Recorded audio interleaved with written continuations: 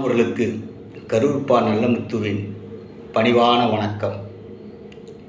ஒரு மனிதனுக்கு கல்விக்கூடங்கள் எவ்வளவு அறிவு புகட்டுகிறதோ அதைவிடவும் அதிகமாக பொதுமக்கள் புகட்டுகிறார்கள் என்பது என் கருத்து.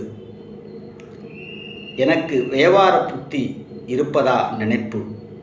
அதனால் நான் பூரி, புரோட்டா, சப்பாத்தி மாவு விற்றிருக்கிறேன். துணி வியாபாரம் செஞ்சுருக்கேன்.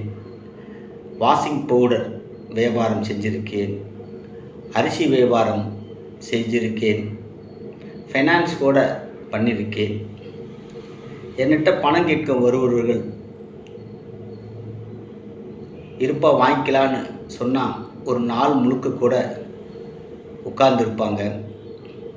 எப்பா 3 வட்டி பரவாயில்லையான்னு கேட்டால், ஆனால் 5 வட்டி எல்லாம் கூட நான் கட்டியிருக்கேன்னா 3 வட்டி சாதாரணண்ணா அப்படின்னு சொல்லுவாங்க. சரி இந்தாப்பா வாங்கிக்கலான்னு சொல்லி பாண்ட் எடுத்து டேபிளில் வச்சா படக்குன்னு எந்திரிச்சு பக்கத்தில் வந்து நிற்பாங்க. பணத்தை வாங்கணுன்னே ஒரு நிமிஷம் நிற்க மாட்டாங்க. இந்த வர நான் பார்க்குறேண்ணா, அப்புறம் சந்திக்கலான்னு கிளம்பிடுவாங்க. அப்புறம் அவங்கள சீக்கிரத்தில் பார்க்க முடியாது.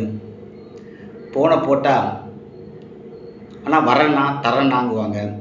என்னப்பா இப்படியே சொல்லிகிட்டு இருக்கிற அப்படின்னு சொல்லி கொஞ்சம் கடுமையாக பேசினா, என்ன சும்மா கொடுத்துட்ட, 3 வட்டி அநியாய வட்டி தருவன்னு இல்லை, சும்மா ஃபோன் பண்ணுற வேலை வச்சுக்காத அப்படின்னு சொல்லி நம்மளை கஷ்டப்படுத்தி பார்ப்பாங்க. நாம் அவங்கள்ட்ட கொடுத்துட்டுமே இனி எப்படி திருப்பி வாங்க முடியுங்கிற யோசனை தான் பண்ணணுமே ஒழிய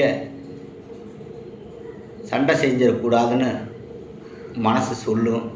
அதனால் கொஞ்சம் பொறுமை காப்போம். இப்படித்தான் சாப்பாட்டுக்கே இல்லைன்னு சொல்லி அரிசி கேட்பாங்க. கொடுத்துட்டா திருப்பி அவங்கள்ட்ட வாங்க முடியாது. அரிசி நம்மள்கிட்ட எடுத்துட்டு காசு கொடுக்கணுமேங்கிற எண்ணத்தில் மற்றவங்கள்ட்ட வாங்கவும் முயற்சிப்பாங்க. இப்படி ஆள் விட்டு ஆள் மாறி அரிசி எடுக்கிற பழக்கம் பல பேர்கிட்ட உண்டுங்க. நாமும் பிறருக்கு ஏதாவது கஷ்ட காலத்தில் உதவி செய்யணுங்கிற கருணை உள்ளத்தோடு தான் நாம் செய்கிறோம். அதை சிலர் தவறாக பயன்படுத்திக்கிறாங்க. அதனால் ஒரு சில மக்கள் தவறு செய்வதற்காக எல்லாத்தையும் நம்ம தப்பாக நினச்சிடக்கூடாதுன்னு மீண்டும் மீண்டும் கருணை உள்ளத்தோடு கடன் கொடுக்கறது என் பழக்கம். ஒரு அம்மா சீட்டு போட்ட அம்மா ஏலம் கேட்குது. சீட்டோட தொகை 50,000 தான். நம்ம பஸ்ஸில் வந்துட்டு இருக்குங்களாம்மா. அந்த அம்மா ஏலம் கேட்குற அம்மாவை பாருங்களேன். ஆனால் சீட்டு எவ்வளோக்கு போனாலும் அதுக்கு மேலே ஒரு 50 ரூபா வச்சு எனக்கு எடுத்துருங்கண்ணா அப்படின்னு அந்த அம்மா சொல்லுது. ஏம்மா சீட்டு 50,000, 30,000த்துக்கு போனால் என்னம்மா செய்கிறது? அதுக்கு மேலே ஒரு 50 ரூபா வச்சு 30,050ன்னு எனக்கு எடுத்துருண்ணா அப்படிங்கிற அந்த அம்மா. இந்த அம்மாவெல்லாம் சீட்டு எடுத்தால் எப்படி கட்டும்? கொஞ்சம் யோசிக்கணுங்க. இப்படியெல்லாம் யோசனையை விட்டுட்டா அப்புறம் எடுத்துகிட்டு போன அவங்கள மாதிரி ஆள்கிட்ட நம்ம நடையாக நடக்கணுங்க. ஆமாம், ஆளை மாற்றிட்டு கையெழுத்து போட்டு பணம் வாங்குகிற ஆளுகள்லாம் நிறையா இருக்காங்க. ஒரு சீட்டு நம்ம நடத்துகிறோம்னா அந்த சீட்டு எடுத்து வைங்க. கணவனாக இருந்தால் மனைவியை கூட்டி கையெழுத்து போடணும். மனைவியாக இருந்தால் கணவனை கூட்டி கையெழுத்து போடணும். இப்படி ஒரு வரைமுறையோடு நம்ம ஒரு சீட்டு மற்ற கடன் கொடுக்குறதோ செய்வோம். ஆனால் இப்போ இருக்கிற ஆளுகள்லாம் நிறைய தவறான பேர் இருக்காங்க. ஆளை மாற்றி கூட்டி சீட்டு எடுத்துகிட்டு போகிற ஆளுகளாக இருக்காங்க. அவங்கள்ட்டெல்லாம் அவ்வளோ சீக்கிரம் பணத்தை வாங்க முடியாதுங்க. ஆமாம், சும்மாவா சீட்டு பிடிச்ச கமிஷன் எடுத்தி இல்லை. ஆமாம், நீ போட்டு கட்டு தருவு நல்ல வருவு நல்ல இப்படின்னு ஏமாத்துற கூட்டம் நிறைய பேர் இருக்காங்க. இப்படி ஒரு சிலர் செய்கிற தவறுக்கு நல்லவங்க பல பேர் பாதிக்கப்படுவாங்க. ஏன்னா யாருக்கு எப்போ கஷ்ட நஷ்ட நிலை வரும், அதை எப்படி எதிர்கொள்வது, கடனை வாங்கித்தான் சில விஷயத்தை எதிர்கொள்ள வேண்டிய கட்டாயம்.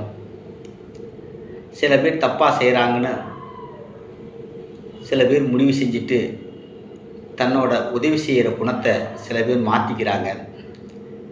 அப்படியெல்லாம் மாற்றிக்காதீங்க. ஒரு சில நாதேரியில் தவறு செய்ய அதை பொருட்படுத்தாமல் நல்லவங்களுக்கு உதவி செய்கிற நற்குணத்தை எப்பயுமே விட்டுடக்கூடாதுங்க. அது எப்பொழுதும் நமக்கு தோல்வியை கொடுக்காதுங்க. நல்ல குணமும் கருணை மனமும் ஒரு நாள் வென்று தீர்க்குங்க என்ற நம்பிக்கையோடு பலருக்கு உதவி செய்து வாழுங்க. உதவி பெறுவர்களும் அந்த உதவியை மறக்காமல் இருக்கணுங்க. இன்றைய கஷ்ட நிலை நாளைய இஷ்ட நிலையாய் நாம் நஷ்டங்களெல்லாம் தவிர்த்து இஷ்டங்களை கொடுக்கும் விதமாக மலருங்க என்ற நம்பிக்கையோடு உதவி செய்து பழகுங்க. வாழ்க்கை சிறப்பாக இருக்கும். ஆம் சொந்தங்களே, இந்த மாதிரி நல்ல விஷயங்களை தெரிந்து கொள்ள தொடர்ந்து விண்ணொலி சேனலை பாருங்கள், சப்ஸ்கிரைப் செய்து கொள்ளுங்கள், லைக் பண்ணுங்கள், ஷேர் பண்ணுங்கள், தொடர்ந்து கமெண்ட் பாக்ஸில் பதிவிடுங்க. நன்றி.